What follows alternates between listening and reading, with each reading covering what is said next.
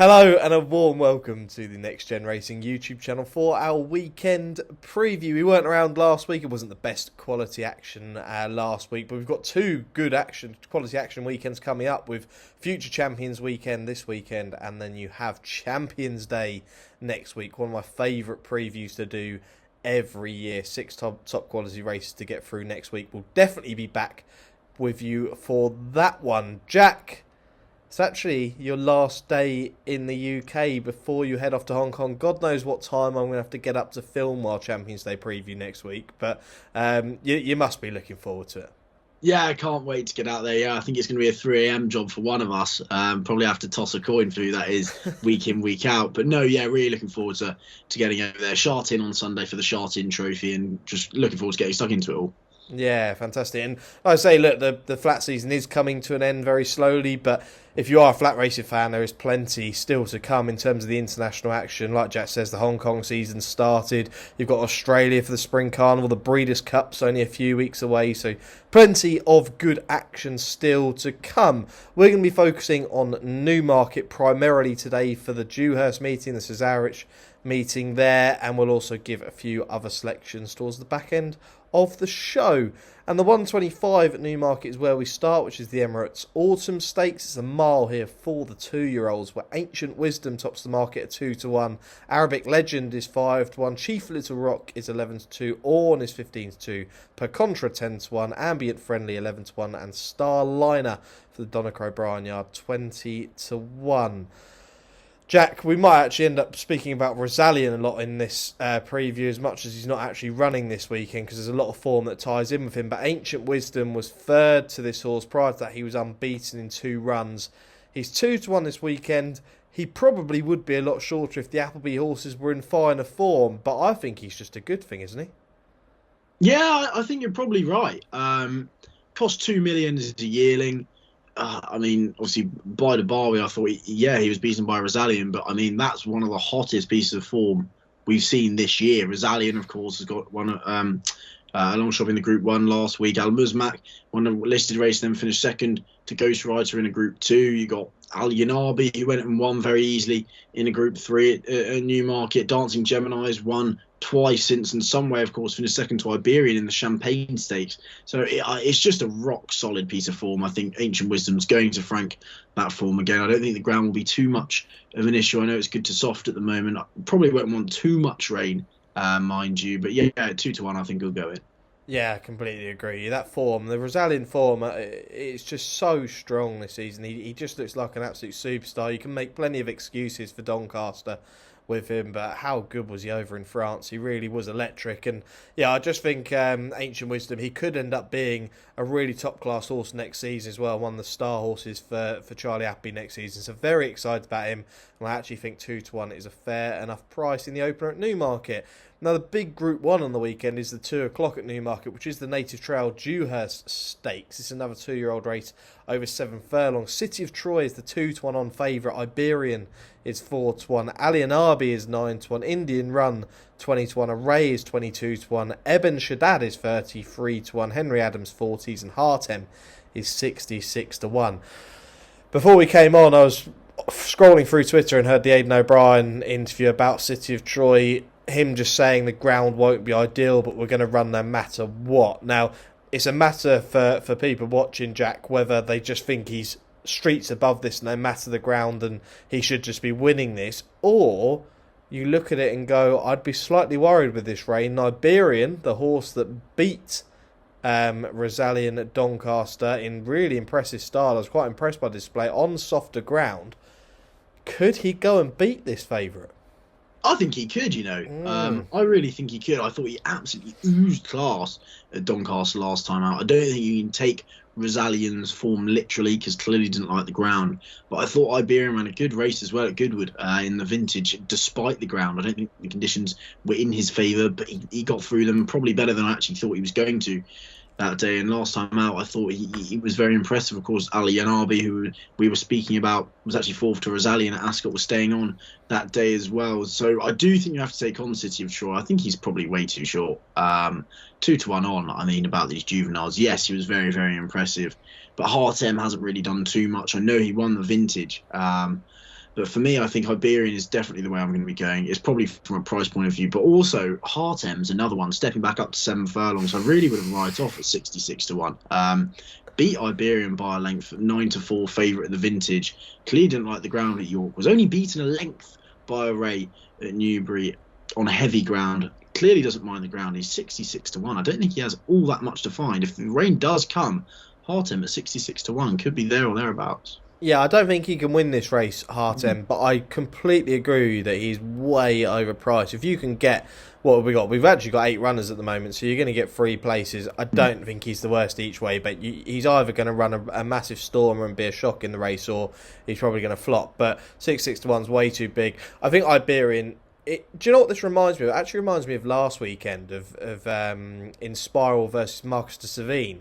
In terms of the fact, I know they're 2 completely different races, a 2-year-old race and the other one was for older horses, but in Spiral had loads of question marks and just was way too short to be backing. And Marcus de Savine, I know this horse didn't go and win, but had to be the bet in the race if you were to bet in the race. And look, you could have bet without the favourite. I know Iberian here 6 to 5 without the favourite, and Marcus de Savine last weekend was the exact same price as well without the favourite. So I feel like that is the bet. I'm going to be backing this horse to win the race at 4 to 1, and I'll have a cover bet on without the favourite as well to kind of just return the stake or more. That's how I'm going to play it.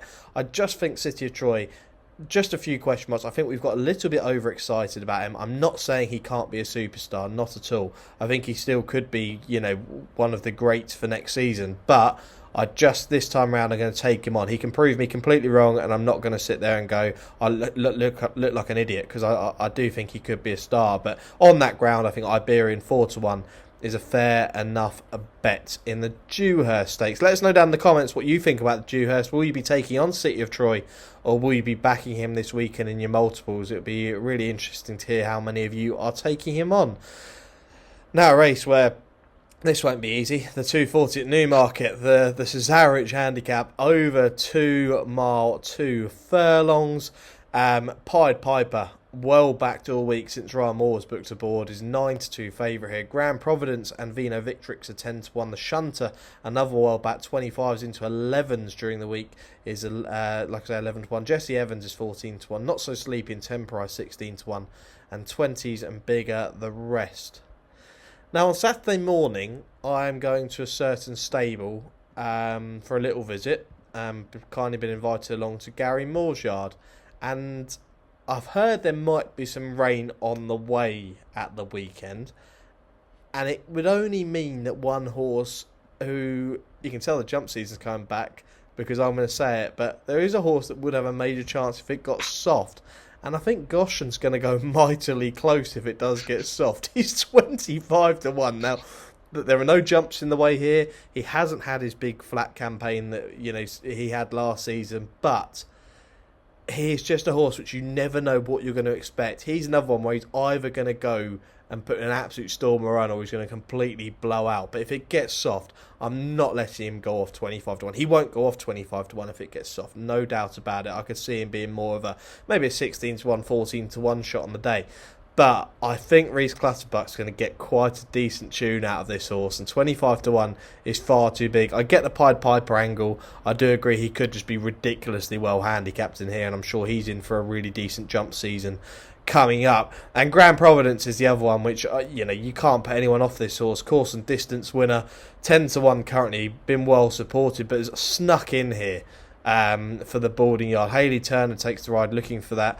Well, she's slowly getting there with 1,000 winners in her career, but this horse won last time out. I was quite impressed. I think she could be really well handicapped as well, coming off 8 stone 2 in here. So look, there are a few cases you can be making. It's not a race I'm going to go big on, but I will not be letting Goshen go off at 25 to 1 if the ground gets soft. There is no way, Jose. Jack, who are you going to be with? Oh, it's a horrible race. It's horrible, exactly. So back Goshen.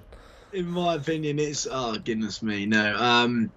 Look, Piper could be very well handicapped, as could anything in the top 5 or 6. 2 plays for me. One will be Jesse Evans, just as versatile as anything, of course. Second in the Galway hurdle, was staying on went fourth at the car over 2 mile one off a mark of 95. I don't think that's the worst in the world. And Oshin Orr gets the ride 14-1, and the other one's Blaze on Fire. Just because for me, his run at Goodwood last time out over a mile 6 just screamed like a prep run for this. Finished fourth that day, lost third in the dying stages, led at kind of a steady pace and tried to go from the front. Very different tactics to what we have seen in the past. Actually beat Temprise over 2 miles at Ascot on soft ground. Temprise then went and won the big handicap over 2.5 miles at Goodwood.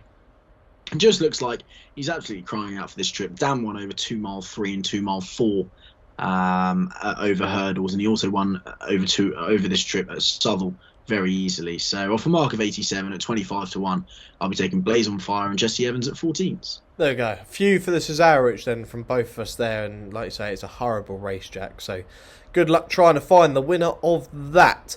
We are going to skip the 315s. We both don't have a selection in the race, but we're going to go on to the 350, which is the Darley Stakes over 9 furlongs here. It's a Group 3 contest where Knight tops the market 7-2, Highland Avenue 11-2, Real Gain is 7-1, Dubai Future is 8-1, Spirit Dancer also 8-1, and double figures and bigger about the rest.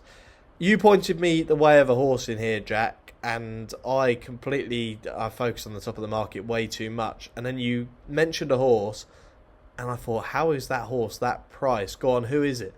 Of course you would, Sam. The ex-French horse, Padishak's 18-1, which is nothing short of ludicrous, in my opinion. I know he's got a little bit to prove, but last year, if you ended last year and said he's going to be 18-1 for a Group 3 after he was unbeaten, you'd have said not a chance. He came out and was 17-10 favourite at Longchamp and was second in a race where Big Rock won it, Greenland was in third, Rashford in fourth, and who was that in fifth? Good old Horizon Door. Go on the Horizon. Now, that is just a sensational bit of form. Look, he hasn't really done too much since. Was then fourth behind Big Rock, comfortably beat on heavy ground, over a mile and a furlong. Then ran in the Prix de Jockey Club when seventh, actually finished ahead of Continuous that day as well. Since, hasn't really given too much of a good account. Was fifth at Deauville. Didn't really get a clear run that day. Was staying on at the line in Group 3 company. Comes here over 9 furlongs. I think this could be his optimum trip, and good to soft ground. David Egan takes the board on stable debut for gelded as well. So Padishak is 18-1, and I just think it's an absolutely ludicrous price, Sam. It really is. I think it's a stupid price. You've mentioned the form there, and I mean, I don't need to go into this in too much detail, but just go and look at his form and look at the horses that he's been beaten by are incredible. But that race, like you say, at the start of the season where he went off favourite, Big Rock, he's now got a major chance in the QE2 next week and has been running well all season. You've then got Greenland, who's been running some big races, especially in the Prix Niel behind Fantastic Moon. You've then got Rashford's, who's been well, to be fair, hasn't run too much this season, but then Horizon Door, who's 4 on the bounce and Champion Stakes favourite. Burcastle, who was second narrowly in a listed contest the other day. Like, this horse has some serious form. If Varing can get something out of him that Jean-Claude Rouget couldn't get out of him, then 18-1 is massive. I don't know whether there are any bookmakers currently paying 4 places. There is. So Sky are currently paying 4 places on the race. That is a massive price, 18-1. Like, that is silly. So, yeah, Padishak for Jack and myself. I think that's a fairly good bet at this weekend. I do like Silver Sword for the Dylan Cunha yard. I was really impressed when he won at York. But I think the soft going isn't going to suit him at all. I'll be looking forward to him next season, hopefully, when the ground gets quick. So, yeah, Padishak for myself and Jack in the Darley Stakes at 350. Now, bets elsewhere for the weekend. I'll kick things off, shall I? I'm going to head to Ramwick, early hours of the morning at Ramwick at 7:35 British time, when Mr. Brightside, he's looked very good out there in the King Charles III Stakes. He's the 11-10 favourite for the race, but there is a horse in this race that is massively overpriced in Buckaroo with Hugh Bowman on board. 22-1 is his current price out there. You've got to go and look at his run last time out, 9th September in the Park Stakes at Leopardstown. That was a Group 2 contest behind Flight Plan. He was just over a length behind, but Victoria Road finished 3rd in that race. Now, I think that this was quite a strong race and probably a bit overlooked, because I thought Victoria Road was a horse to follow this season. We obviously haven't seen much of him, but he ran the I think it's the Guillaume d'Ornano in Deauville back in August, where he wasn't too well supported due to the fact that it was his first run season, but he again ran behind some nice horses that day and then came on for the run and ran a massive race there. I think Buckaroo is actually made for Australia. Joseph O'Brien knows how to get a horse ready for Australia. Flight Plan's not a bad horse at all. I don't think it was the worst Park Stakes in the world. 22 to 1 is a bit of an insight. I do think Mr. Brightside, he has looked very impressive. Like I say, 11 to 10 is a fair enough price by him, but 22 to 1 each way. I will have Buckaroo in the King Charles III Stakes, 7:35 a.m. British time at Randwick. Jack, anything else for you this weekend? Wow, Sam, you're going to Randwick. I'm going to go for a Zach Purton double. It's actually, I was listening to Hugh Bowman talk about his ride on Buckaroo, and he actually does think Buckaroo is way too big a price. Interestingly enough, but no, I'm going to go for a big Zach Purton double, one at Shartin on Sunday and one at Randwick on Saturday. We're now going international, and I think Light Infantry, who is now Light Infantry Man, has had to change his name. It's so good. It's so just good. Classic. I mean, imagine being the person to make that decision. What do we stick on the end? Just Man? Why not? I don't know. It's Light Infantry Man. So there you go. Light Infantry.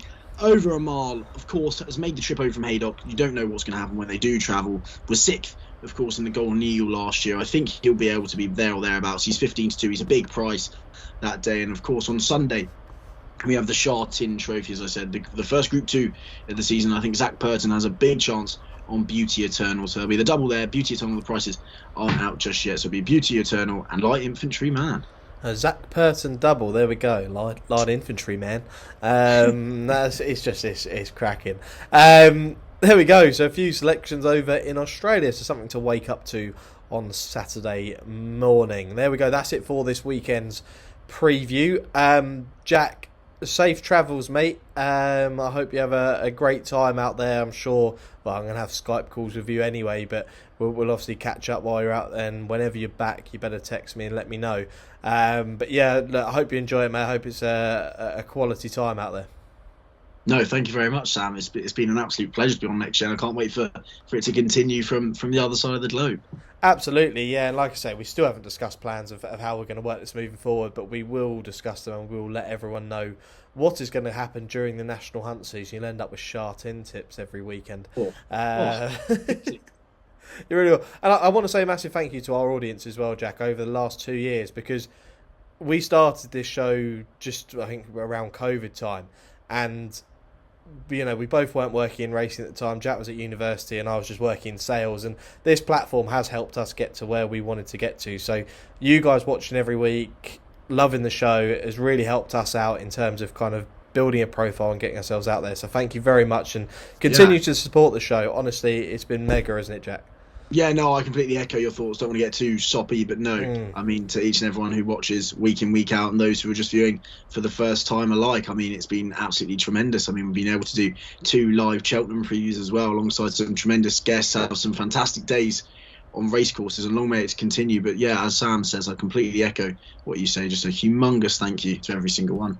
Yeah, and I'd just say that any young people wanting to get into racing, if you are watching and you're like, I'd love to work in racing, go out and do this. Find some friends who enjoy racing. Start something up. I know there are plenty of podcasts out there, but even if you get, Jack and I were only getting sort of 100 views to begin with, and we've grown to the level we are now. Just keep going and pursue it, because really it should pay off if you do so. So thank you so much. And yeah, like I say, we'll continue to bring videos to you as often as possible. So that's it for the weekend preview. Let us know down below who your best bets are this weekend, and we will see you next weekend for my favourite preview of the year. It's Kipco British Champions Day, 6 races, detailed preview. Myself and Jack, me up at 3 a.m. in the morning to suit Jack's timings, but do join us for that, probably coming to you next Friday morning. Thanks for watching and we'll see you soon.